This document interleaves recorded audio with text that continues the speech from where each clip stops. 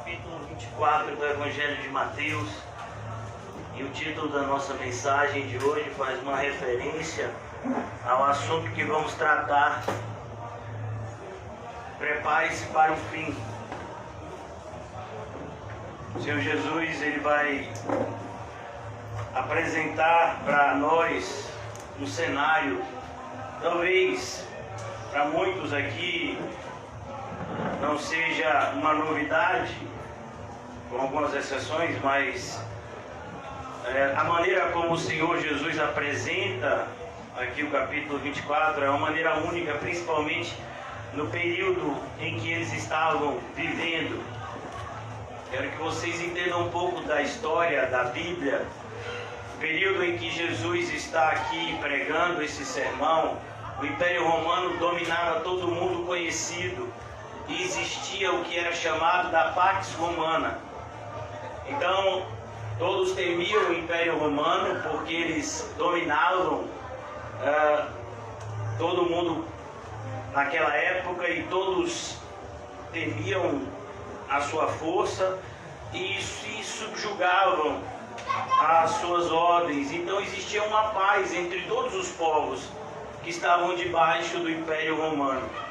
E Jesus vai nos apresentar um cenário aqui que, para aqueles ouvintes, aqueles homens que estavam ao redor de Jesus nessa noite, era um cenário impossível de acontecer. E 2000 anos se passaram e nós estamos vivendo esses dias. E a pergunta é, será que nós estamos preparados? Porque o Senhor Jesus vai voltar, isso é um fato. Mas existem algumas coisas, e é isso aqui que Ele vai nos ensinar, que vai acontecer antes da sua volta. E o mais triste é que nem todos aqueles que estão na igreja estão em Cristo e permanecerão nele. Então, sem mais demoras, o capítulo é um pouco extenso. Vamos entrar no capítulo 24 do Evangelho de Mateus, o sermão profético de Jesus. Naquela época, o templo que Jesus estava indo e que Jesus ensinava era um templo que havia sido construído na época do profeta Ageu, um templo extremamente singelo, pequeno, mas que o rei Herodes, o primeiro Herodes, ele havia projetado para agradar o povo e também para trazer notoriedade ao seu nome. Ele havia projetado uma grande reforma e o templo se tornou literalmente em uma obra de arte. Só para você ter uma ideia, se você pegar um mapa de Jerusalém na época de Jesus, o templo ele tomava quase 20 a 25% do tamanho da cidade. Você já imaginou isso? Você tem uma cidade e um quarto dessa cidade, ou um quinto dessa cidade é o templo. Só para você ter uma ideia da dimensão daquele lugar. E principalmente falando falando da geografia e da arquitetura de 2000 anos atrás. É por isso que quando o diabo tentou Jesus, ele colocou no pináculo do templo. O pináculo do templo é o lugar mais alto conhecido. Os estudiosos diziam que o pináculo do templo tinha cerca de 45 metros. Um prédio de mais ou menos 10 andares. Imagine isso há 2000 anos atrás. Então era algo muito grandioso. E os discípulos começaram a ficar vislumbrados, a ficar, sabe, maravilhados com aquilo que eles estavam vendo. É muito comum a gente fazer isso. Então você para diante de uma obra bonita de arquitetura, de um prédio bonito, e aí de repente você fala, meu Deus, que coisa linda, como é que o homem construiu isso. Se você tem um prédio mesmo lá no Oriente Médio, eu não sei se é em Abu Dhabi ou em Dubai, que é um dos prédios mais altos do mundo, que é assim uma obra-prima. Então, muitas pessoas ficaram maravilhadas quando ficou pronto o Empire State Building, o prédio mais alto do mundo na sua época. A mesma coisa aconteceu com as construções das antigas torres gêmeas que foram derrubadas naquele atentado. Então, é muito comum as pessoas ficarem vislumbradas com aquilo que o homem pode fazer. Então, tendo Jesus saído do templo, ia se retirando, quando aproximaram-se dele os seus discípulos para lhes mostrar as construções do templo. Ó Jesus, ó como o templo é bonito, Jesus. Meu Deus do céu, Jesus estava ali do lado deles. Jesus é o templo. E eles estavam muito mais preocupados com aquilo que a mão humana pode fazer. Eles estavam muito mais maravilhados com aquilo que a mão humana pode fazer do que aquilo que Deus fez e faz. Ele, porém, lhes disse: não vedes tudo isso? E Jesus então aponta para o templo. Em verdade vos digo que não ficará aqui pedra sobre pedra que não seja derribada.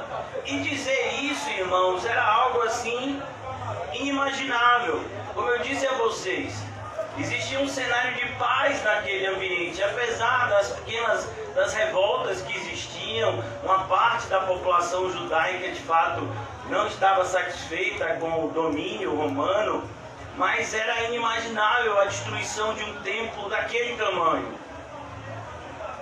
E isso aconteceu no ano 70 depois de Cristo, quando um general romano chamado Tito, ele estava tão furioso com essas pequenas revoltas que os judeus faziam, que ele entrou em Jerusalém, destruiu tudo e mandou tocar fogo no templo, a ponto de só sobrar uma parede, um pedaço de um muro, que até hoje é preservado pelos judeus, chamado Muro das Lamentações.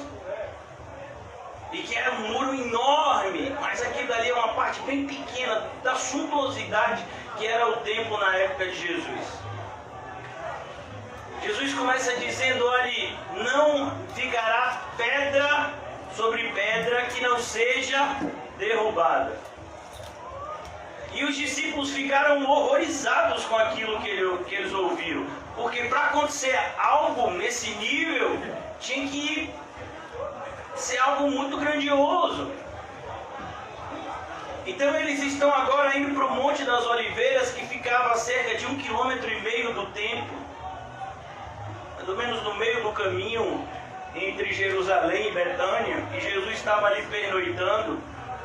No Monte das Oliveiras achava-se Jesus assentado, quando se aproximaram dele os discípulos em particular, e lhe pediram: dize-nos quando sucederão estas coisas, e que sinal haverá da tua vinda e da consumação do século.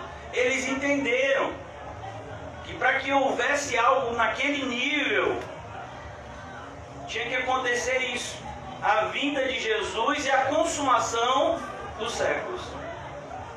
Então todos nós sabemos, irmãos, por mais que alguns tentem fingir que não, mas todos nós sabemos que uma história, ela tem começo, meio e fim. E a nossa história não é diferente. Embora muitos queiram dizer que o mundo anda em círculos, não, o mundo está caminhando numa linha reta. Infelizmente essa linha reta, ela não vai desaguar, por assim dizer, no mesmo lugar, mas existem dois lugares aonde as pessoas irão. Mas existe uma linha reta, existe um começo, a gente já viu, por isso o nome Gênesis significa origem.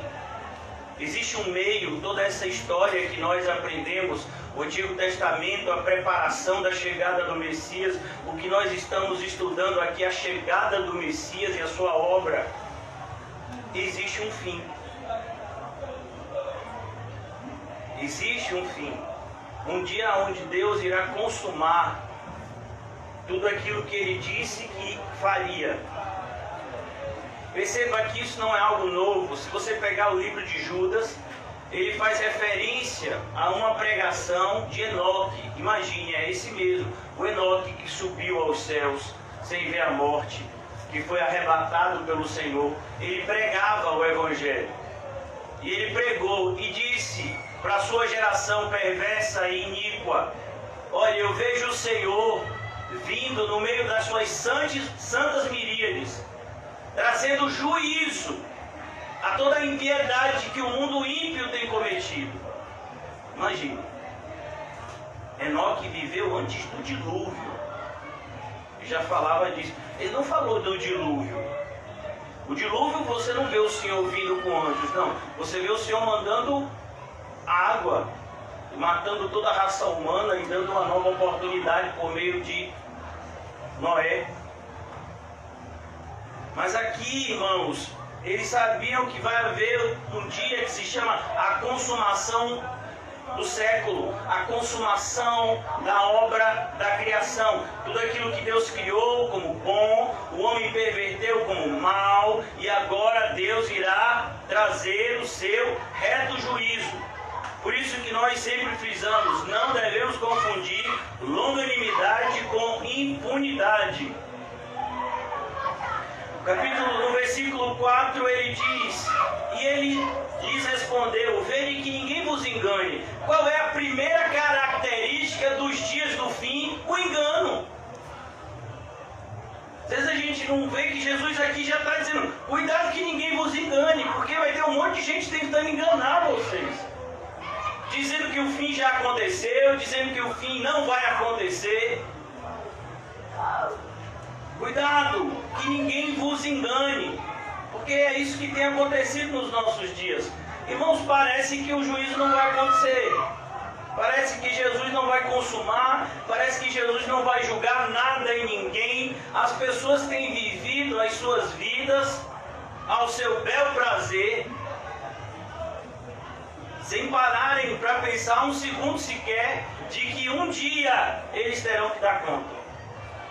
E Jesus está falando isso aqui para os seus discípulos. Porque virão muitos em meu nome. Olha que coisa. Irmãos, naquela época, por mais que Jesus fosse um rabino famoso, por mais que ele tivesse sido recebido com devida,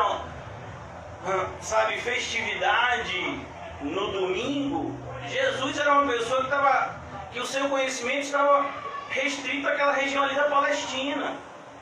E ainda assim os líderes religiosos não gostavam de Jesus. O grupo dos seguidores de Jesus era um grupo muito pequeno. Só para você ter uma ideia, se a gente se lembrar do livro de Atos, na descida de Pentecostes, quantas pessoas tinham naquele cenáculo? 120, quase 120. Quando Jesus subiu aos céus, tinham apenas 500 pessoas. E Jesus vai dizer, olha, vai chegar um momento em que usarão o meu nome. Vão usar o seu nome. Jesus não está nem gostando do seu nome. Ninguém gosta nem do Senhor agora. Vão lhe matar daqui a pouco. E o Senhor está dizendo que vão usar o seu nome. Vamos. E a gente não tem vivido esses dias? Tanta gente fala de Jesus sem ter a mínima ideia. E muitas vezes a pessoa fala de Jesus sabendo que está fazendo totalmente contrário àquilo que ele falou.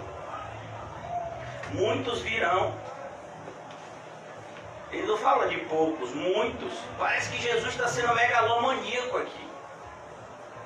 Ó, Jesus, você não está pensando alto demais, não. Muitos virão em meu nome, dizendo que eu enviei, dizendo que são o Cristo, ou seja, dizendo que são enviados de Deus, que são ungidos, e enganarão a muitos. Então, se você estudar um pouquinho da religiosidade moderna, você vai perceber que isso daqui é algo que tem se cumprido cada vez mais. Tantas pessoas dizendo que são Deus, que estão enviados por Deus, e fazem totalmente o contrário do que Cristo fez e ensinou. E ele continua, e certamente ouvireis falar de guerras e rumores de guerras. E aqui é importante a gente parar e raciocinar um pouco. Olha, irmãos, eu sei que talvez muitos de vocês não sejam ligados à geopolítica mundial, mas nunca houve tantas guerras no mundo como hoje. Hoje nós estamos aqui no Brasil, teoricamente, sem guerras, mas existem centenas de guerras sendo travadas no mundo inteiro. pessoas se matando por causa de terra, por causa de dinheiro, por causa de religião. Mas quando Jesus falou isso, essas palavras pareciam impossíveis de acontecer, porque o Império Romano havia pacificado o mundo inteiro conhecido. Falei para vocês da paz romana, eles passavam pelas estradas, a única coisa que Roma cobrava são os impostos e a obediência àquilo que eles determinavam, mas havia uma paz no mundo inteiro, principalmente naquela região ali. Um dos motivos que o Evangelho pôde ser pregado, com determinada facilidade nos primeiros anos foi justamente essa paz. Você podia entrar no navio, de repente Paulo estava na Ásia, de repente Paulo estava na Europa, na Grécia, de repente daqui a pouco voltava para a Ásia de novo e havia paz. Se estivesse vivendo num momento de guerras, onde um povo estava brigando com outro, isso seria muito difícil. Você não vê isso no livro de Atos. Então Jesus diz aqui, certamente vocês vão ouvir falar de guerras e rumores de guerras. Nós estamos vivendo no século 21. No século passado, houveram duas grandes guerras, a Primeira Guerra Mundial, a Segunda Guerra Mundial. Milhões de pessoas morreram, milhões de pessoas morreram nessas duas grandes guerras. E você acha que isso acabou? Não, o mundo continua em guerra. Muitos diziam que a guerra era por conta da falta de intelectualidade, porque as pessoas eram desprovidas, de intelectualidade, não se comunicavam bem. Como assim? Hoje em dia quase todo mundo é alfabetizado, tem internet, tem tudo, e as guerras só têm aumentado. A justificativa dos filósofos do passado foi por água abaixo. As guerras só têm aumentado. E Jesus nos dá um recado. Vai ter guerra, vai ter rumores de guerra. Vede, não vos assusteis. Esses dias tinha gente preocupada, eu acho que no ano passado, a Terceira Guerra Mundial. Teve uma época aí, eu acho que foi o ano passado, ano retrasado, que a Coreia do Norte aí tomou uma atitude, e aí o Trump disse que ia fazer alguma coisa, e aí o pessoal ficou com medo da Terceira Guerra Mundial, porque a Coreia do Norte ela é apoiada pela China, e aí a China tem 1 bilhão de habitantes, pastou a Terceira Guerra Mundial. E você está com medo disso? O Senhor Jesus disse que era para a gente não se assustar nem ficar com medo. Você tem que ficar com medo de outras coisas. Disso não, fica tranquilo, é assim mesmo. Mas parece, irmãos, que a gente lê, mas não entende. É impressionante, né? Quantas vezes, talvez, alguns de nós aqui já leu esse texto, e qualquer noticiazinha de guerra, a gente já fica desesperado. Ih, rapaz, tem que guardar água, e tem que comprar comida, e tem que fazer um bunker. Sabe o que é bunker? Se você não sabe, meu filho, graças a Deus, é um esconderijo embaixo da terra para quem tem dinheiro, para no caso de ataques, de bombas e ataques nucleares. Então ele diz aqui, não vos assusteis, porque é necessário acontecer, mas ainda não é o fim. Esse clima de guerra não é o fim, só é o quê? A multiplicação da maldade. O homem vai se tornar cada vez pior. Mas criou a ONU. A Organização das Nações Unidas foi criada logo depois da Segunda Guerra Mundial com o propósito de evitar as guerras. E evitou alguma guerra, meu filho? Depois que a ONU foi criada, foi que teve mais guerra. O homem é mau. As próprias pessoas que estão lá na ONU têm os seus interesses financeiros, econômicos, políticos. O homem é mau. Não adianta maquiar essa realidade. Porquanto se levantará nação contra nação, reino contra reino, e haverá fomes e terremotos. Teve gente que ficou com medo por conta de uma... Eu não sei, tem gente que ainda dá crédito, o que esse presidente fala, Acho que a gente devia respeitar ele como autoridade, mas saber que ele é uma pessoa insana. Como Nero. Nero era uma pessoa que era insana. pessoa desprovida, né, de qualquer tipo de sensatez. Outro dia ele estava falando, né, da eleição lá nos Estados Unidos, que quando acaba a saliva, aí entra a pólvora. Eu digo, meu Deus, o Brasil vai contra os Estados Unidos. É sério? Aí tem gente que ficou com medo, pastor, a gente vai morrer, porque eles têm mais poder que a gente. A pessoa dos Estados Unidos joga uma bomba atômica aqui na gente. Não, meu filho, fica tranquilo, não é assim que as coisas vão acabar, não. Ó, calma. Esses loucos, eles vão passar.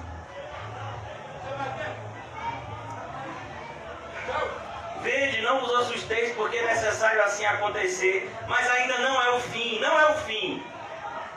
Porquanto se levantará nação contra nação, reino contra reino, e haverá fomes e terremotos em vários lugares. A ideia aqui, pastor, mas sempre existiu fome e terremoto, mas nunca nos níveis atuais. E o mais assustador, irmãos, o mais assustador é porque hoje nós temos tecnologia suficiente para acabar com a fome.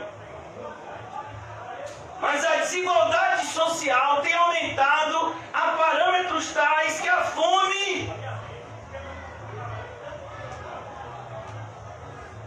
tem se tornado algo assustador.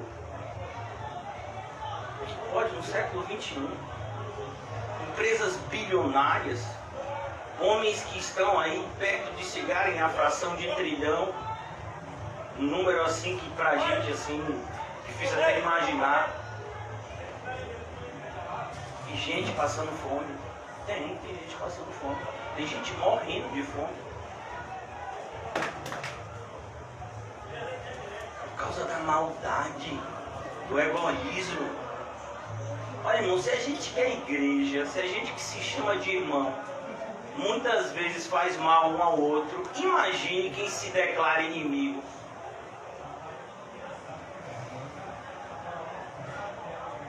A solução desse problema não é fácil, irmãos. Não é a questão de chegar, vamos mandar comida para lá. O problema é que a comida não chega. Uma organização fez uma pesquisa, né? Muito se falou sobre a África, principalmente na década de 90 e no início dos anos 2000, né? A fome na África e o mundo se mobilizando, e os cantores famosos que fizeram aquela música, né? We Are The World, né? Mas uma organização específica em fazer auditoria contábil chegou a essa constatação: de cada 10 dólares enviado para a África, apenas $1 chega ao destinatário final. Não é diferente do nosso país. Às vezes a gente acha que a corrupção é uma exclusividade do Brasil. Não, meu filho, a corrupção está no mundo inteiro.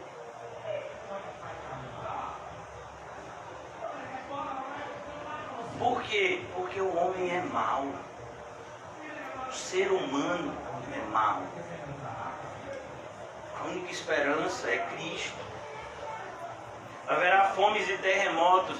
Eu não sei se vocês perceberam, aqui no Brasil nunca teve terremoto, não foi? Está tendo agora. Explique isso. Explique. Nunca teve terremoto no Brasil. Agora está tendo. A ideia é que essas coisas elas vão se multiplicar como dores de parto. Como a mulher quando está tendo contrações. As contrações elas aumentam à medida que o nascimento se aproxima. Porém, tudo isso é o princípio das dores. Aqui a comparação justamente com a dor de parto. Isso é o princípio das dores. É como se fossem as primeiras contrações. Então sereis atribulados, sereis atribulados. Jesus está falando com quem? Com seus discípulos. Versículo 3, aproximaram-se dele os discípulos. Então ele está falando com os discípulos, os verdadeiros discípulos. Quem não é discípulo de Jesus não vai ser atribulado não, irmão, vai estar bem. Existem igrejas evangélicas que têm crescido bastante nesse cenário. Então sereis atribulados e vos matarão. Vai matar. A gente tem um monte de gente falando de homofobia. Tem gente falando de feminicídio, que está na moda agora. Mas ninguém fala de cristofobia. Ninguém fala do assassinato de cristãos.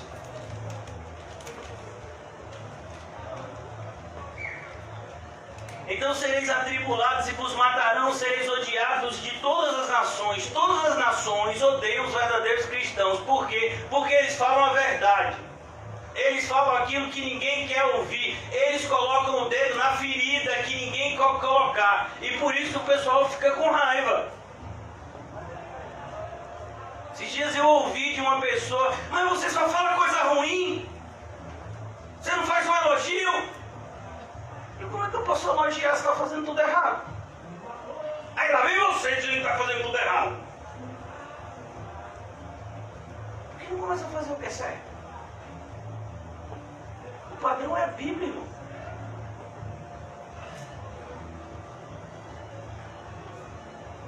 Sereis odiados. Nesse tempo, muitos hão de se escandalizar. A ideia de escandalizar, irmãos, não é a ideia de ficar assustado, é a ideia de retroceder.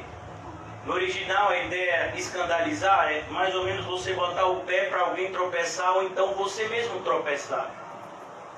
Então muitos vão tropeçar. Tropeçar em quê? Nesse medo.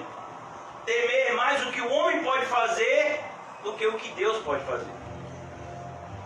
Jesus já havia advertido nesse mesmo evangelho: não temeis aqueles que podem ferir o corpo, matar o corpo até, mas depois disso não podem fazer mais nada.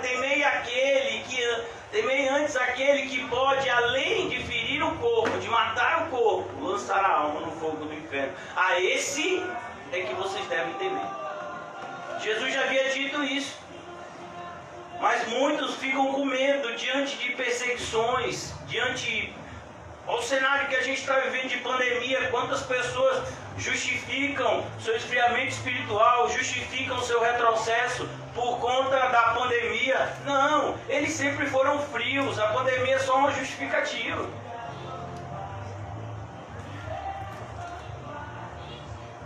Vão trair-se. Olha a traição. O que foi que Judas fez com Jesus? O que foi que Demas fez com Paulo? Traição. Trair e odiar uns aos outros. Olha que coisa assustadora.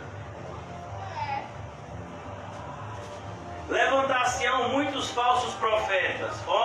Muitos falsos profetas. Esse é o cenário que os falsos profetas mais gostam. Porque é um cenário onde as pessoas estão precisando de tudo. Então eles saem por aí prometendo as coisas que as pessoas acreditam.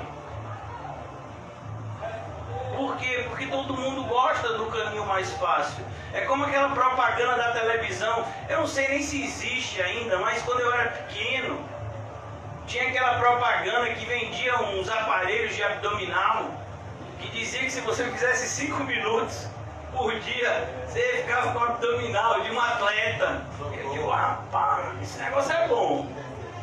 Não falava nada de dieta, não falava nada de outros exercícios. Não, você vai fazer 5 minutos desse exercício, desse aparelho aqui, e você vai ficar assim. Aí botava um monte de gente lá com um corpo de fisiculturista. E a pessoa acreditava, comprava. Tome essa pílula milagrosa e você vai ter isso e isso. A pessoa acredita porque todo mundo está atrás de um atalho, irmãos. Todo mundo quer um segredo para ser milionário. Todo mundo quer um segredo para ter uma família feliz. Todo mundo quer um segredo para ser um empresário de sucesso. Para ser uma pessoa bem-sucedida. Todo mundo quer um atalho. Atalhos não existem, a não ser para baixo. Então ele diz aqui: levantar-se-ão muitos falsos profetas, enganarão a muitos, porque as pessoas estão suscetíveis ao engano. Elas querem ser enganadas. E por se multiplicar a iniquidade. O que é iniquidade, irmãos? É a prática aberta de uma oposição à vontade de Deus.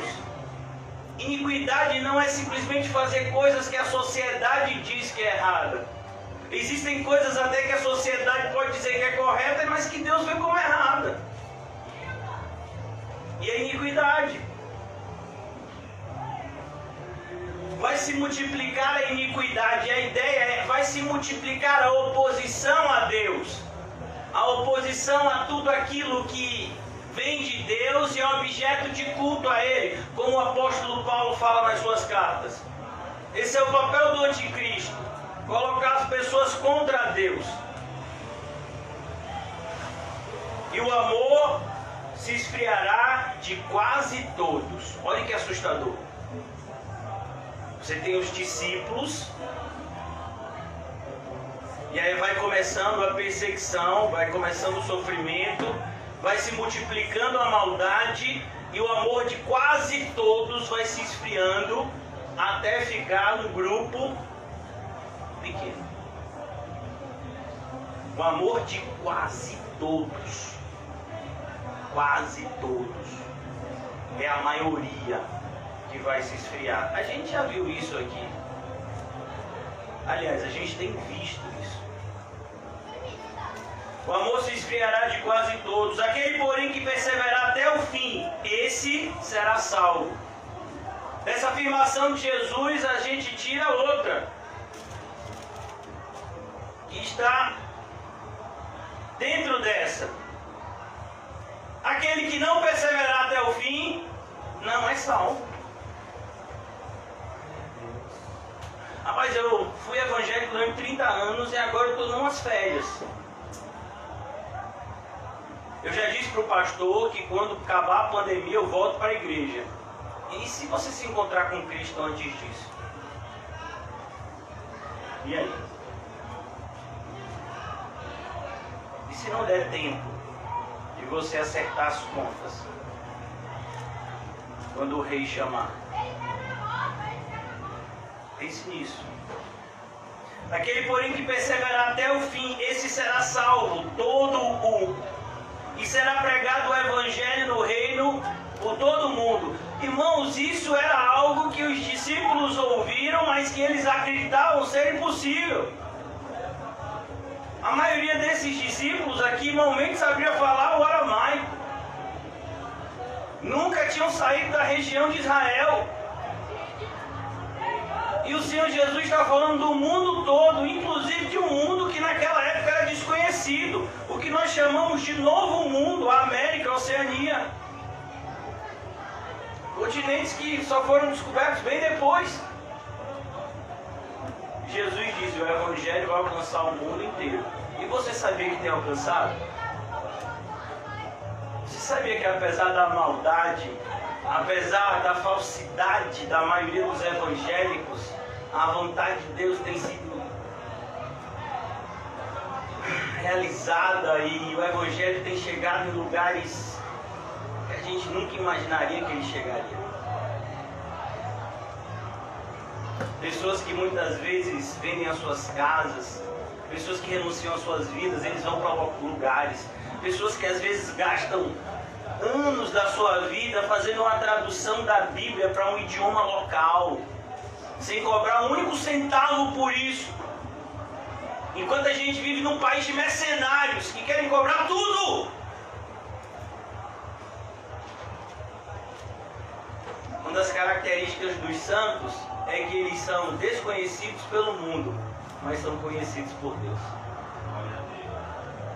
Existem muitos espalhados por aí, fazendo o que o Senhor deu graça para fazer.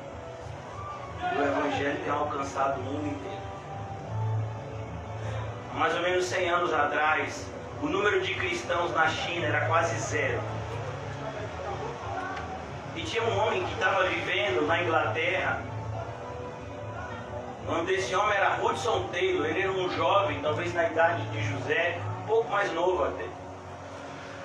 E ele tinha uma vontade divina, uma vontade dada pelo próprio Deus de fazer missões. E ele podia ir para tantos lugares mais tranquilo. E ele escolheu ir para um dos lugares mais longes do mundo, onde o idioma é totalmente diferente do seu, onde existem vários dialetos diferentes no próprio país, a China. Ele vai para lá, Deus havia mandado ele para lá, ele foi. E durante os primeiros anos o resultado dele foi quase zero, mas Deus foi mostrando para ele como ele deveria fazer, e ele foi fazendo, e as pessoas foram crendo, ele foi traduzindo o evangelho para os dialetos, ele começou a se vestir como os chineses, e as pessoas começaram a crer nele. E outros foram influenciados por ele. Teve um outro homem bastante conhecido, chamado Eric Liddell. Ele é bastante conhecido porque ele foi um atleta olímpico antes de ser um missionário. Ele teve todas as oportunidades para se tornar um pastor bem sucedido na Inglaterra, para ter uma vida fácil, tranquila, pregando o evangelho. Mas ele abdicou de tudo e foi para a Inglaterra, foi para a China, no momento em que estava estourando uma guerra entre a China e o Japão. E aquele homem que tinha tudo para ser bem sucedido, ele envia sua esposa e as suas filhas, se eu não me engano, para o Canadá, e ele mesmo fica lá para ajudar os feridos e os necessitados, e ele é levado para uma prisão e morre lá. Sabe quantos cristãos chineses existem hoje? 100 milhões. De uma semente que foi plantada há menos de 100 anos atrás. Porque Deus continua a usar, chegado ao mundo inteiro, irmãos. Talvez você não tenha percebido ainda. Existem Bíblias sendo traduzidas para idiomas do mundo inteiro. Por quê? Porque quando, pois, virdes o abominável da desolação, de que falou o profeta Daniel no lugar santo, quem lê entenda, Jesus está falando aqui do anticristo, de tudo aquilo que ele vai avocar para si. O anticristo, ele não só aparece em oposição a Cristo, mas tentando tomar o lugar dele. Então os que estiverem na Judéia fujam para os montes, quem estiver sobre o eirado não desça a tirar de casa coisa alguma, e quem estiver no campo não volte atrás para buscar a sua capa. Ai das que estiverem grávidas e das que amamentarem naqueles dias. Orai para que a vossa fuga não se dê no inverno nem no sábado, porque nesse tempo haverá grande tribulação, desde o princípio do mundo até agora, que desde o princípio do mundo até agora não tem havido e nem haverá jamais. Jesus está falando dos últimos dias, quando o anticristo subir ao poder. Aí você vai perceber que as coisas materiais, que eu e você damos tanto valor, não tem valor nenhum.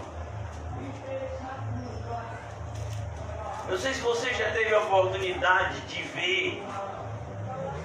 Eu creio que a maioria de nós não teve essa oportunidade, mas às vezes a gente pode fazer isso pela televisão, não é a mesma coisa, mas veja um país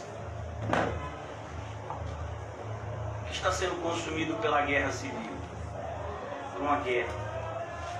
Vocês já viram hoje está um pouco diferente, mas como ficou o Afeganistão quando entrou em guerra com os Estados Unidos? Você acha que está a Síria e a Líbia hoje? Literalmente são cidades fantasmas, onde existiam as lojas bonitas, shopping center, agora só são ruínas. Às vezes a gente dá importância para tanta coisa, um corte de cabelo, uma roupa, tênis, a casa, a pintura de uma parede, e a gente vê que a gente precisa ao menos. E vai chegar um momento, irmãos, onde a gente vai ver que essas coisas de fato não têm importância nenhuma diante da nossa alma. Não tivessem aqueles dias sido abreviados, ninguém seria salvo. Ninguém seria salvo se o Senhor não abreviasse aqueles dias. Mas por causa dos escolhidos. Como foi que a gente estudou no capítulo 22, na sexta-feira? Muitos são chamados, mas poucos são os escolhidos. Mas por causa dos escolhidos, tais dias serão abreviados. Então, se alguém vos disser, eis aqui o Cristo, ou ele ali, não acrediteis. Porque surgirão falsos cristos e falsos profetas. E olha o que ele diz aqui, operando grandes sinais e prodígios. Pastor, você acredita que alguém pode fazer chover ouro? Eu acredito, meu filho. Pastor, eu tenho uma igreja lá que um primo meu foi, que o pastor fez com que, sabe, todo mundo que tinha problema de dente, tivesse o dente obturado por milagre. Você acredita? Eu digo, eu acredito. Não tenho problema nenhum com essas coisas. Sinais e prodígios se multiplicarão, irmãos. E o propósito qual é? Enganar as pessoas. Para que eles deem crédito à mentira e rejeitem a verdade. Um pregador da verdade, irmãos, da sua geração foi João Batista. Qual foi o sinal que ele fez? Nenhum. Mas tudo que ele falou de Cristo era verdade. Esse é o sinal que a igreja tem que lutar para preservar. A pregação genuína. Sem aumentar, sem tirar, sem adulterar. Porque fazer sinais e prodígios, esse é o papel dos falsos mestres, dos falsos profetas. Eles fazem sinais e prodígios, grandes sinais e prodígios. Perceba o adjetivo. Grandes sinais e prodígios para enganar. Qual o propósito desses sinais? O engano. O propósito desses sinais não é porque ele gosta de você, quer que sua vida melhore. Não, o propósito é te enganar. Para, se possível, enganar os próprios eleitos. E eleitos aqui é uma palavra sinônima de escolhidos. Ele quer enganar você, se você é o escolhido de Deus, por meio de sinais e prodígios. Irmãos, o maior sinal de todos é a vinda de Cristo e os registros que nos foram deixados nas Escrituras disso. Esse é o sinal que a gente deve acreditar. E ele diz mais: vede que vos tenho predito. A ideia, por isso que eu disse, prepare-se, prepare-se, prepare-se para o fim. A ideia de que veja que eu tenho predito, lá em Marcos, existe um sermão paralelo a esse, em Marcos 13, em Lucas 21, lá em Marcos ele vai repetir várias vezes a ideia de estejam preparados para isso. Igreja, esteja preparada. Não abra as portas para qualquer falso profeta. Cuidado! Vede que vos tenho predito essas coisas. Portanto, se vos disserem, eis que ele está no deserto, não saiais, ou ele no interior da casa, não acrediteis. Porque assim como o relâmpago sai do oriente e se mostra até o ocidente, assim será a vinda do Filho do Homem. Onde estiver o cadáver, se ajuntarão os abutres. A referência aqui vai dar para você, todo mundo ver quando Jesus estiver voltando. Por isso essas pessoas que dizem, não, ele está ali, não, ele está aqui, cuidados. Vai dar para todo mundo ver. É como, por exemplo, quando é que a gente sabe que tem um animal morto? Quando você vê um monte de ave de rapina, né? Aqui a gente tem a urubu, né? Comumente. Aqui ele fala dos abutres. Então, você sabe que ali tem o quê? Um cadáver. A mesma coisa, um raio, ele sai cortando o céu de uma ponta a outra. Então, quando Jesus voltar, não vai haver confusão. Como os adventistas dizem, não, Jesus já voltou, mas ele voltou no céu. Vem cá, como é que ele voltou no céu se ele está no céu? Não, é porque ele entrou no Santo dos Santos para completar a obra. Completar uma obra que ele disse que estava consumada há 2.000 anos atrás. Como é que é isso?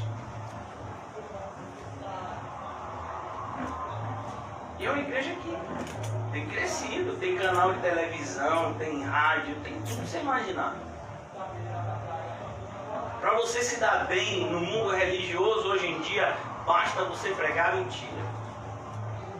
Basta você adulterar a verdade e você vai se dar bem.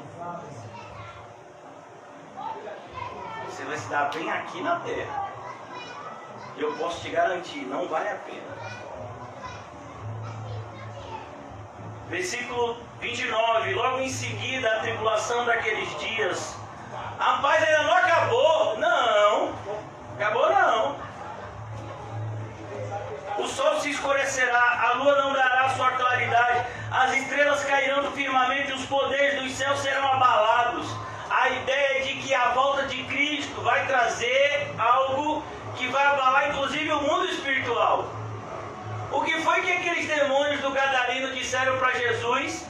Vieste nos atemorizar antes do tempo. Eles sabem que isso vai acontecer. Então aparecerá no céu o sinal do Filho do Homem, todos os povos da terra se lamentarão e verão o Filho do Homem vindo sobre as nuvens do céu com poder e muita glória. E ele enviará os seus anjos. A ideia de seus anjos são seus servos, com grande clangor de trombeta, os quais reunirão os seus escolhidos dos quatro ventos, de uma a outra extremidade dos céus. Pastor, então quer dizer que quando Jesus voltar, quem estiver vivo vai ser arrebatado? Vai. Mas não existe aquele arrebatamento do filme Deixados para Trás. Não, esse arrebatamento não existe. Tem uma igreja até que prega sobre isso.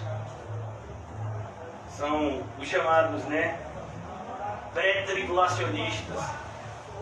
Um grupo de batistas reformados e um grupo de pentecostais acreditam nessa teologia que não tem respaldo bíblico, diga-se de passagem, onde eles dizem que a igreja não vai sofrer a tribulação final, porque o Senhor Jesus vai arrebatar e vai deixar um pessoal aqui sofrendo, e desse pessoal que vai ficar sofrendo aqui embaixo, uns poucos se salvarão até. Isso é mentira. Jesus não faz acepção de pessoas. Mas tem pessoas que acreditam nisso.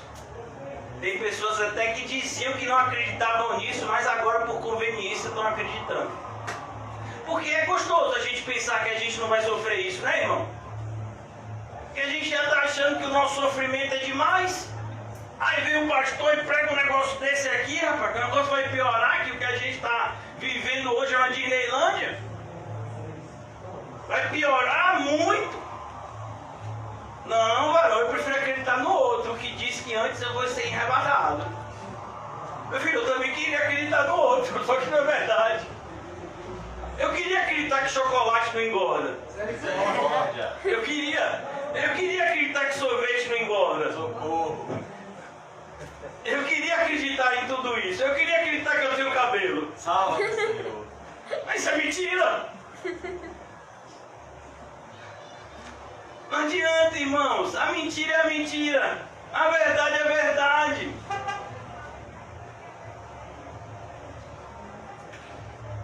E ele enviará os seus anjos com grande clamor.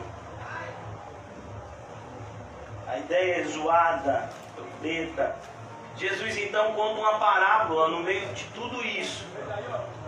Aprendei, pois, a parábola da figueira, quando já os seus ramos se renovam e as folhas brotam, sabeis que está próximo o verão. Muitas pessoas querem associar essa parábola a um acontecimento pós Segunda Guerra Mundial, que foi a reestruturação do Estado de Israel. Eu acho muito perigoso a gente fazer esse tipo de tentativa de adivinhação, porque o que Jesus está querendo falar aqui não é de nenhum evento específico, mas o que Jesus está querendo falar nessa parábola é a importância de estarmos preparados para a sua volta. E não uma tentativa, como tem acontecido com muitas pessoas na igreja, de quando Jesus vai voltar, fazendo cálculos. Não, a nação de Israel foi refeita em 1947, se eu não me engano. Os judeus começaram a retornar ao território deles hoje, a nação foi refeita. e aí a gente começa a contar 70 anos a partir de lá, 60 anos, 80 anos. Não, meu filho, eu acho perigoso a gente fazer isso. Porque a gente não vai ter qualquer respaldo bíblico, a gente vai estar andando às cegas. Quando a Bíblia diz que a gente tem que andar na luz. Então a gente tem que ficar na palavra. E não ficar tentando adivinhar o que Deus não disse. Mas aprendendo o que Deus falou e obedecendo. É isso que a gente deveria gastar as nossas forças. Aprendei, pois, a parábola da figueira. Quando já os seus ramos se renovam e as folhas brotam, sabeis que está próximo o verão. Assim também vós, quando virdes todas essas coisas, sabeis que está próximo às portas. Então a referência é o que Jesus falou anteriormente. Olhe, quando você estiver vendo todas essas coisas acontecendo de maneira sistemática, num volume cada vez maior, entenda, é porque eu estou chegando. E é o que está acontecendo nos nossos dias. Mas eu não vou dizer a você que Jesus vai voltar daqui a 1 ano, 10 anos, 20 anos, 30 anos, 100 anos. Eu não sei. O que eu sei é o que ele falou que era para acontecer, está acontecendo. Ele pode voltar a qualquer momento. E a gente já sabe que antes da sua volta vai vir a grande perseguição, o anticristo vai ascender. Quem garante que não vai ser agora? O cenário é bem propício. O mundo inteiro desesperado por conta desse vírus, já tem agora uma preocupação com a mutação, ou seja, é um vírus que não vai deixar as pessoas em paz nem tão cedo, porque você vai tomar a vacina para esse Covid aí, e aí você vai ter que tomar a vacina para o outro Covid, que vai ter essa mutação, como tem a vacinação do H1, né, N1, a vacinação da gripe todo ano é por causa disso, porque o vírus da gripe, ele é mutável também. Passa por mutações. Qualquer explicação que você queira, a irmã Cláudia está ali, ela pode te dizer. Então, esse Covid vai ter que ter vacinação sistemática. Não sei se vai ser de ano em ano, 2 em 2 anos, 3 em 3 anos, sei lá. Aí, de repente, o anticristo aparece com a cura. O anticristo aparece com alimento para todo mundo. Glória a Deus nas alturas. O cenário está bem propício, irmão. Mas quem sou eu para dizer que ele vai voltar amanhã ou depois de amanhã? O que eu posso garantir para você é que você tem que estar preparado. Em verdade vos digo que não passará esta geração sem que tudo isso aconteça. E a infelicidade daqueles que dizem essa geração, no sentido de querer fazer esses cálculos que eu disse a você, né? A partir da formação do Estado de Israel se conta tantos anos. Não, a geração que ele está falando é a geração que começou desde Adão. A ideia é, Jesus vai consumar a sua obra. E a sua obra se consumará desse jeito aqui. Passará o céu e a terra, porém as minhas palavras não passarão. Mas a respeito daquele dia e hora ninguém sabe. Ó, irmão, então não tente adivinhar. Não é loteria. Você tem que estar preparado. Por que a gente quer adivinhar, irmãos? Porque a gente... Olha, eu conheço pessoas que se elas soubessem que Jesus iria voltar daqui a 10 anos, eles saíram da igreja hoje. Que nada, mas ainda tenho 10 anos. Misericórdia. Eu já fiz todo o meu planejamento, eu vou passar 9 anos aproveitando tudo, vou fazer todo tipo de pecado que eu já imaginei. Quando for no último ano, eu faço um voto com Deus, eu rapo a cabeça, eu faço celibato, eu faço voto de pobreza, eu faço tudo que imaginar, dou todo o meu bem aos pobres, e aí eu vou no céu em nome de Jesus. E eu vou voltar daqui a 10 anos, então assim, eu vou ter um ano de tranquilo para ficar de boa com Ele. Mas esses 9 anos eu vou aproveitar bastante. Tomara que o carnaval volte logo. O ser humano é assim, irmão. Tem gente às vezes que diz assim, eu fui nascido e criado na igreja, eu não fui como você. Tem gente que às vezes olha para mim e diz assim, mas pastor, o seu passado, você aproveitou tanto a vida. Meu filho, eu não desejo o meu passado para ninguém. Eu desejo para as pessoas a criação de minhas filhas, que nasceram num lar evangélico. foram ensinadas desde jovem a diferença do certo e do errado.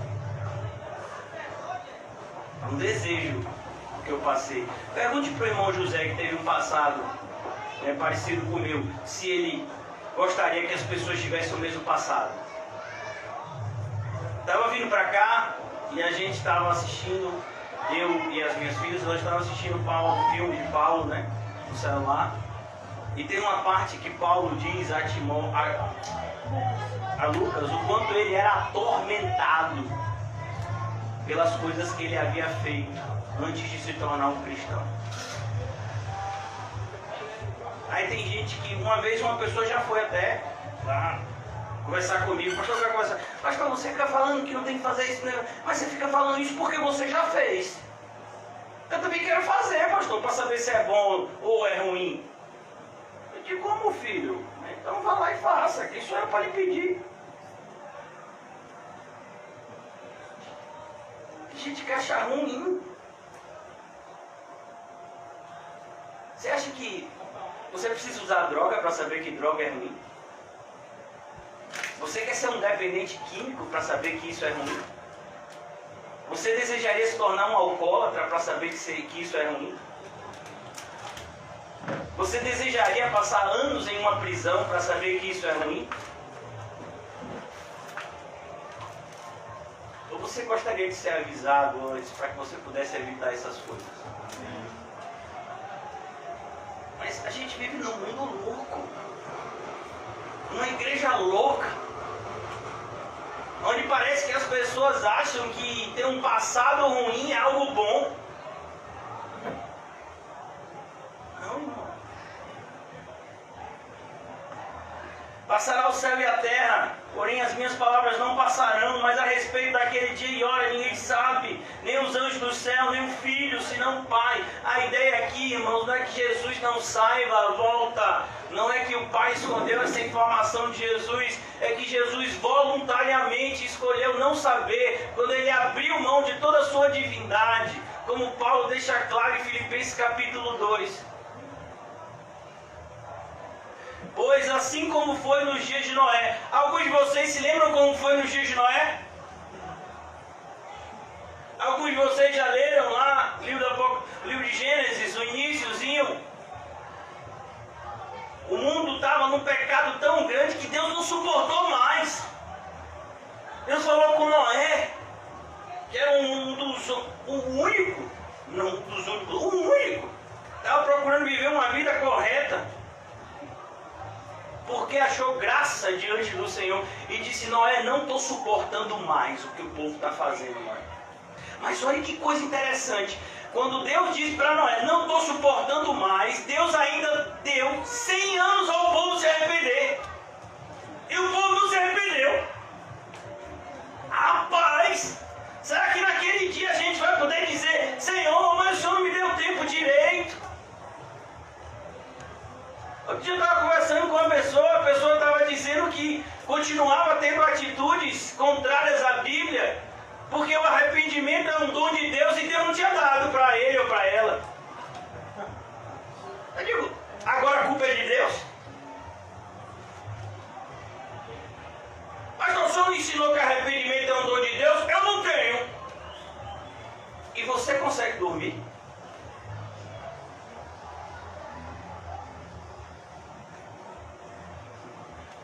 Pois assim como foi nos dias de Noé, também será a vinda do Filho do Homem. Como foi os dias de Noé? Como foi? O dilúvio, como foi que ele veio? De maneira inesperada, ninguém esperava. E outra coisa, o dilúvio era algo que nunca tinha acontecido antes. Não somente uma chuva naquela quantidade, mas a própria chuva era algo desconhecido pelo povo naquela época. Se você prestar atenção aos primeiros capítulos de Gênesis, a terra era irrigada por um vapor que saía debaixo dela. Não existia ainda chuvas. E aí Noé chega e diz, olha, Deus vai fazer com que caia água do céu. A gente sabe que chuva é quando cai água do céu. Mas naquela época, se você dissesse para alguém, vai chover, a pessoa disse, o que, rapaz? É assim mesmo. Não vai saber, a pessoa nem sabia o que era chuva.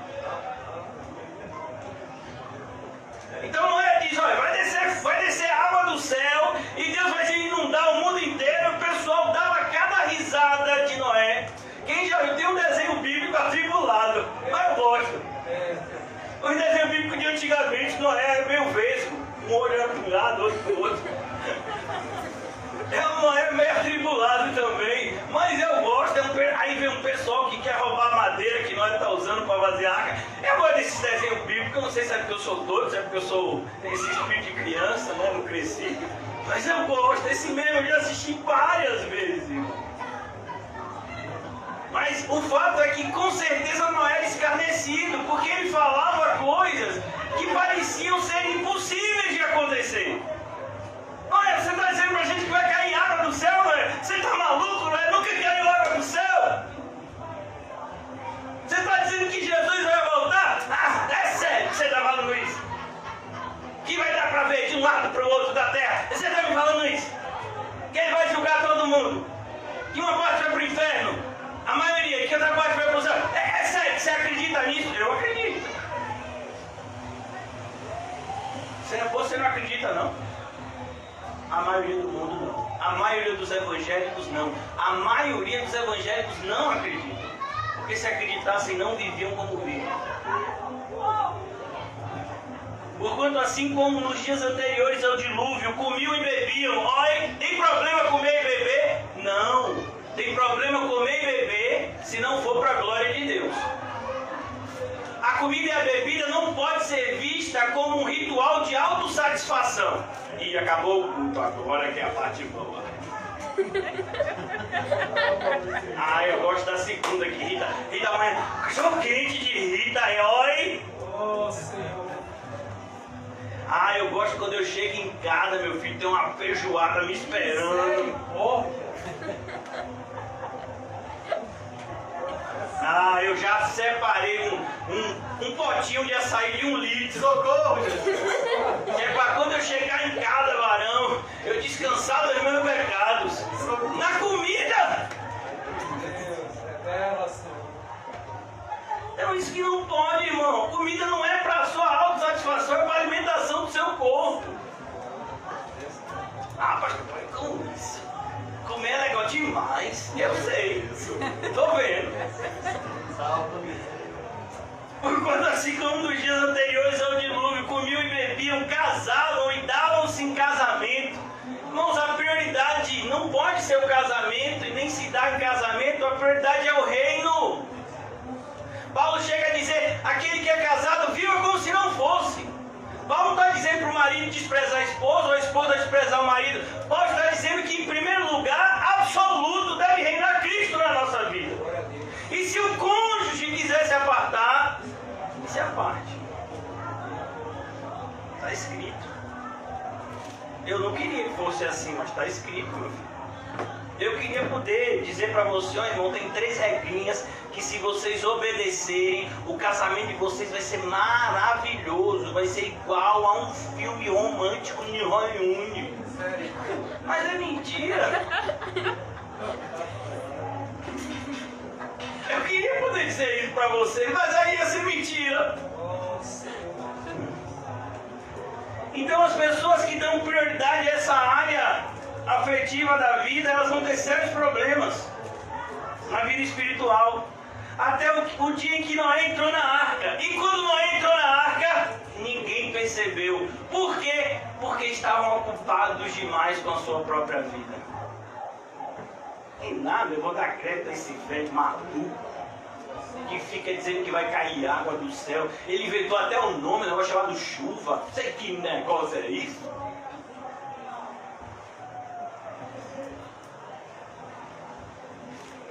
Ele entrou na arca e não o perceberam. Não o perceberam. Senão, ó o momento que perceberam. Senão quando veio o dilúvio e levou a todos. A ideia levou matou todo mundo. Você está achando que o Covid é mortal? Irmãos, eu não quero de maneira nenhuma parecer insensível, mas a taxa de mortalidade do Covid é muito baixa. Então, sei lá, 5 milhões de pessoas eu acho que foram pegas com Covid no nosso país. 200 mil pessoas morreram. É muita gente, irmãos. A gente não queria que ninguém morresse sem Cristo. Mas a taxa de mortalidade é pequena. Faça as contas matemáticas aí, não sei qual é a porcentagem, mas eu sei que é pequena. Aqui morreu todo mundo. Morreu 99,99% da população foi exterminada na face da terra por conta do dilúvio. Isso é uma taxa de mortalidade alta. Você entendeu que com Deus é sério? Quando Deus destruiu Sodoma e Gomorra, qual foi a taxa de mortalidade? A mesma. Só salvou Ló e suas 2 filhas. Você acha que dá para brincar com Deus assim? Horrenda coisa é cair na mão de um Deus irado. Já quero concluir aqui, irmãos, para a gente ceiar. E não perceberam, senão quando veio o dilúvio, levou a todos, assim será também a vinda do Filho do Homem. Olha como Jesus vai voltar, ninguém vai perceber. Quando perceber, ele já voltou e a consumação já se deu. E agora? Jesus, me ajuda! Agora não. Passei o tempo todo estendendo a mão para você, você nunca veio. Agora? Olha, irmãos, há 700 anos antes de Jesus, houve um profeta que morreu cerrado ao meio, segundo aponta a tradição. O profeta Isaías. E ele disse: buscai enquanto se pode achar. Ó, enquanto se pode achar. Invocai-o enquanto está perto. Então 2 estarão no campo, um será tomado e deixado outro. Você entendeu? Você pode ter um amigo de igreja, que você vai para a igreja com ele todo dia. Vocês oram juntos, vocês marcam para estudar a Bíblia juntos. Mas ele tem uma vida secreta que você não sabe. Mas Deus sabe. E você acha que aquela pessoa está indo para o céu? Ela não vai. Porque a vida secreta dela está desnuda aos olhos de Deus. Ele não está falando do mundo, não, irmãos. Ele está falando de um cenário de igreja. Jesus está pregando esse sermão para quem? Para os discípulos. Então pode ter 2 discípulos, 2 irmãos, vamos imaginar 2 irmãos do ministério de louvor. Não, pastor, não, fala de outra coisa. Ensaia junto, compõe junto, é quase que uma dupla sertaneja gospel. Paulinho e Rodolfinho. Oh, Jesus! Tudo junto. Mas um deles tem uma vida oculta.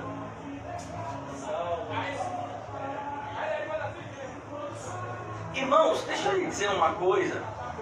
Quando Davi adulterou com Batseba e mandou matar Urias, ninguém soube. O profeta Natan não estava lá. Quem foi que mandou o profeta Natan ir lá? Deus que viu. E aí o profeta Natan bateu na porta da vida, Davi amado a Deus e as coisas de Deus, apesar de estar desviado, olha. Davi, vou lhe contar uma história, Davi. Um homem tinha uma cordeirinha que vivia na casa, como se fosse o próprio filho. E aí tinha um outro vizinho que era bastante rico e que estava recebendo um visitante e que, mesmo tendo uma série de ovelhas, pegou a ovelha, a única ovelha daquele vizinho, e matou para oferecer para o vizinho. Davi ficou indignado. Como é que pode, rapaz? Está errado isso. Ele tem que restituir 4 vezes mais. Davi, esse homem é você. Você tem várias esposas, Davi, concubinas. Você é rei em Israel. Você era um simples pastor de ovelha e Deus te colocou como rei de uma nação. E se isso fosse pouco, Davi, você podia falar com Deus, mas você preferiu descumprir as ordens de Deus e ocultar os seus rastros, como se você pudesse. Deus viu o que você fez, Davi. Olha que coisa. Não tem como a gente ter vida oculta, irmãos. Deus está vendo tudo. Eu e você podemos até ter uma vida oculta aqui na terra. A gente pode ser até agente secreto. Mas Deus está vendo. 2 estarão no campo, um será tomado e deixado. 2 estarão trabalhando no moinho, 2 amigas, ó. 2 mulheres amigas costuram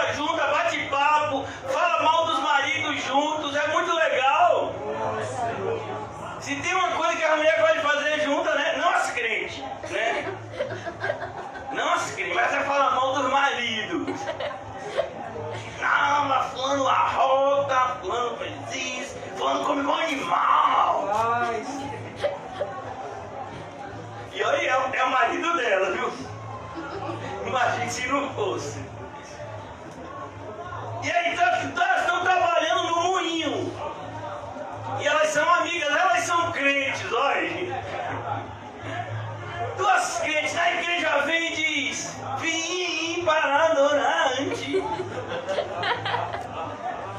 Elas louvam igual, até a sonoridade é igual. Elas leem a Bíblia juntos, elas vão para o estudo de mulheres juntos, no mesmo ônibus, na mesma Kombi. E aí chegou o dia. Uma tinha o coração cheio de amargura. Se não for perdoado, se não perdoar, não será perdoado.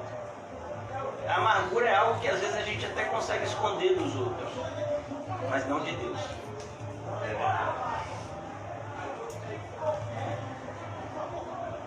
Uma será tomada e deixada a outra. Portanto, vigiai, porque não sabeis em que dia vem o vosso Senhor. Mas considerai isso: se o pai de família soubesse a que hora viria o ladrão, vigiaria, e não deixaria que fosse arrombada a sua casa. Por isso ficai também vós apercebidos, porque a hora em que não cuidais, o Filho do Homem virá. Olha, irmãos, você já percebeu quantas horas... Eu não vou nem falar minutos, porque senão eu estaria sendo... Quantas horas do nosso dia a gente está tão preocupado com determinadas coisas que a gente nem lembra que Deus existe, que tá bom? Ainda mais quando entra uma palavra que começa com pai e termina com gamento. Pagamento. Eita! Pega uma fila do banco, tá numa fila de ônibus e tá no trabalho fazendo alguma coisa. Meu filho, daqui a pouco você tá falando um monte de coisa do pessoal do mundo, enchendo sua cabeça. Quando você passou a manhã toda e você nem se lembrou que você era cristão. Você se lembrou que era cristão na hora que você foi almoçar. Que aí você sentou na frente de um prato bem pequeno dessa altura. E aí fez aquela oração bastante espiritual. Pai, abençoe esse alimento em nome de Jesus, amém. E quando você diz o amém, você já está com a colher na boca, mano. Revela, Pai. Revela. E aí você passou a manhã toda como se Deus não existisse. Já pensou se Jesus voltasse naquela hora? É isso que ele está dizendo. Não adianta ser crente só aqui na igreja. Que a probabilidade de Jesus voltar no momento que a gente estiver no culto é pequena se comparado que o dia tem 24 horas e a gente passa no máximo 2 aqui, ou seja, a maior parte a gente está em outros lugares. Agora a parte final, irmãos, eu vou pedir já para que os irmãos da ceia vão distribuindo os elementos da ceia para aqueles que forem batizados e desejarem ceiar com a consciência tranquila. Quem é, pois, o servo fiel e prudente? Quem é? Vocês, amém? Amém. Vocês que vão ceiar, amém? Vou até aumentar aqui, vou dar uns gritos aqui. Vou dar uma microfonia, olha aí. Amém? Amém? Amém? Amém. Amém? Amém. Amém. Pronto, agora. É que tinha um pessoal que estava querendo, né? Aí a gente faz os efeitos técnicos. Amém? Você vai para onde? Para o céu? Vai ou não vai? Vai, meu filho, em nome de Jesus.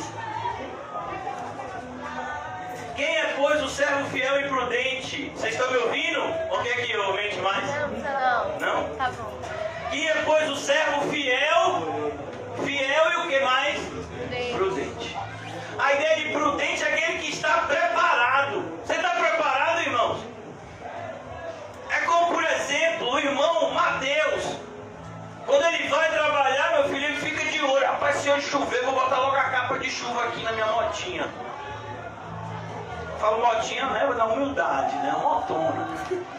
Aí ele bota lá. A irmã Fabiana, quando vem com o Mateus, ela fica de olho. Rapaz, acho que hoje vai poder frio. Vou levar o casaco de Tom Cruise. Obrigado. Então é a ideia de você estar preparado, irmão. Você está preparado? Quem é, pois, o servo fiel e prudente, a quem o Senhor confiou os seus conservos a dar sustento ao seu tempo. Bem-aventurado aquele servo a quem o Senhor, quando vier, achar fazendo assim. Em verdade vos digo que lhe confiará todos os seus bens. A ideia aqui é os discípulos. A responsabilidade que eles tinham de fazer outros discípulos. A responsabilidade que nós temos de cuidar da igreja. A igreja que leva o nome de Jesus. Mas se aquele servo, sendo mau, disser consigo mesmo: meu Senhor demora-se. Quantas pessoas têm pensado assim? Eu vou adiantar minhas coisas aqui da terra. Porque se eu for ficar com esse negócio aí esperando as coisas do céu, eu não faço nada.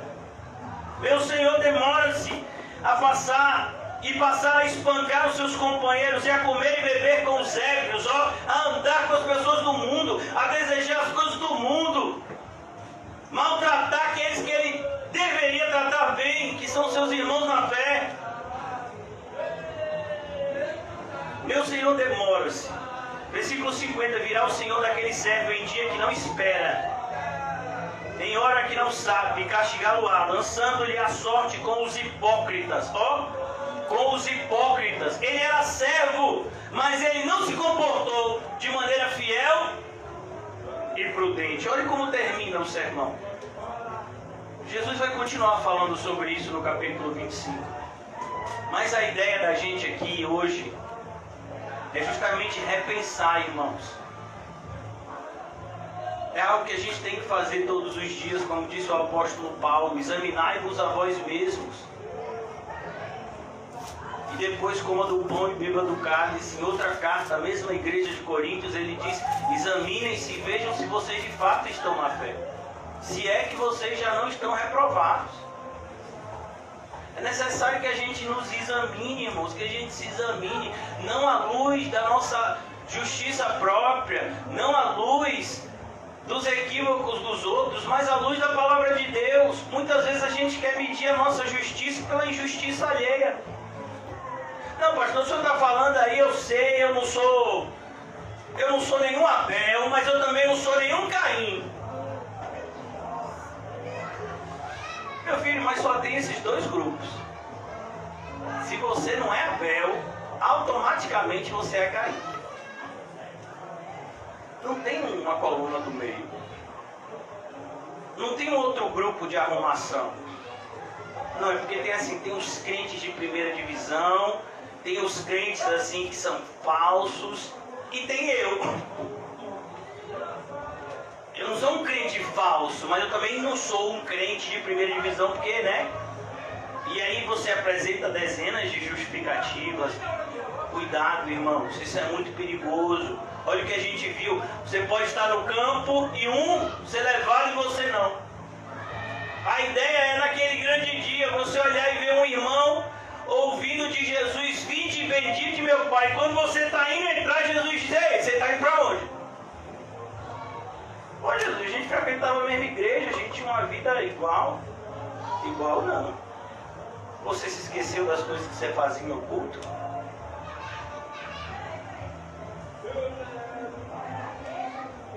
É isso, irmãos. Deus está vendo. A gente já parou para pensar nisso?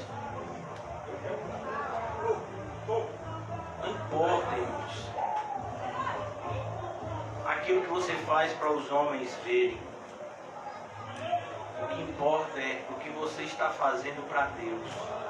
Ainda que os outros vejam ou não. Tem gente às vezes até que diz: olha, eu não tenho feito nada porque senão fulano vai ver. Que veja! Eu vou deixar de evangelizar porque alguém vai ver? Eu vou deixar de fazer o bem porque as pessoas vão ver? Não, mas eu não estou fazendo o bem para ser visto, eu estou fazendo o bem para agradar a Deus. É por isso que a gente tem que tomar cuidado, irmãos. As nossas atitudes, elas devem ser refletidas.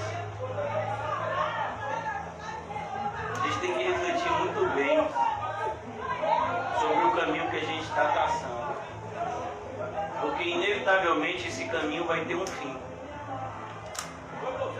E nem sempre o fim é o fim que deseja o caminhante. Por isso, a hora de nós nos reconciliarmos com o Senhor por meio de Cristo é agora. Que o Senhor nos ajude. Comamos e bebamos para a glória de Deus.